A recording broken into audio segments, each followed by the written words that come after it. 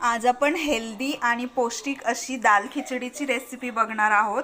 तर त्याच्यासाठी आधी मी प्रिपरेशन सगळी केलेली आहे। एक कांदा घेतला आहे, तो अशा पद्धतीने कट केलेला आहे। टोमॅटो घेतला आहे, कढीपत्ता घेतला आहे, त्याच्यानंतर पालक स्वच्छ धुवून घेतलेला आहे, तो कट करून घेतलेला आहे। त्यानंतर कोथिंबीर घेतलेली आहे, ती पण स्वच्छ धुवून घेतलेली आहे। आणि अशा पद्धतीने रफरफीत डाळ मुगाची फोडणीसाठी तेल तापायला ठेवलेलं आहे। आणि इकडे गरम पाणी ठेवलेलं आहे। आपण जी खिचडी शिजवून घेतलेली आहे त्याच्यामध्ये थोडं गरम पाणी ॲड करायचं आहे आणि त्याला रफरफीत करून घ्यायचं आहे।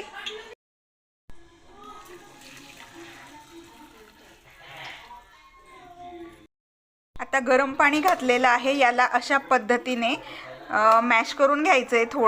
थोडंसंच मॅश करायचं आहे, कारण आपण खिचडी डाळ चांगल्या प्रकारे शिजवून घेतलेला आहे।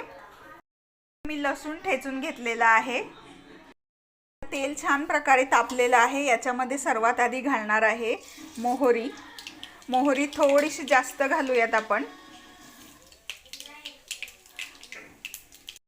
नंतर जिरे घातलेले आहे मी। त्यानंतर कांदा, टोमॅटो, लसूण, कढीपत्ता हे सगळे इंग्रेडिएंट्स मी तेलामध्ये घालणार आहे। आता इथे या ठिकाणी मी सगळे इंग्रेडिएंट्स तेलात घातलेले आहे।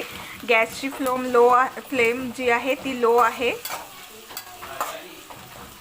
लो फ्लेम वरतीच आपल्याला हे छानपैकी परतून घ्यायचं आहे।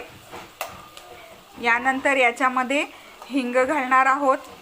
नॉर्मली एक अशी लाल मिरची घालणार आहोत,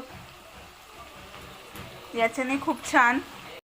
त्यानंतर हिंग, बेसिक से मसाले घालायचे आहेत। धनिया पावडर,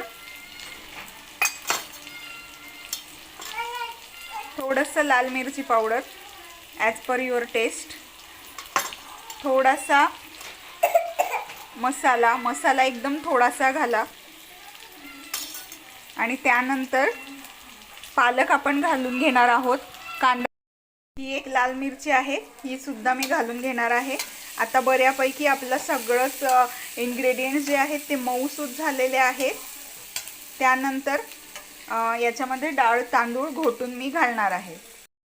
बघा, आता तयार आहे आपली पौष्टिक अशी दाल खिचडी, जी तुम्ही रात्रीच्या डिनरमध्ये घेऊ शकता किंवा तुम्ही लंचमध्ये सुद्धा ही घेऊ शकता।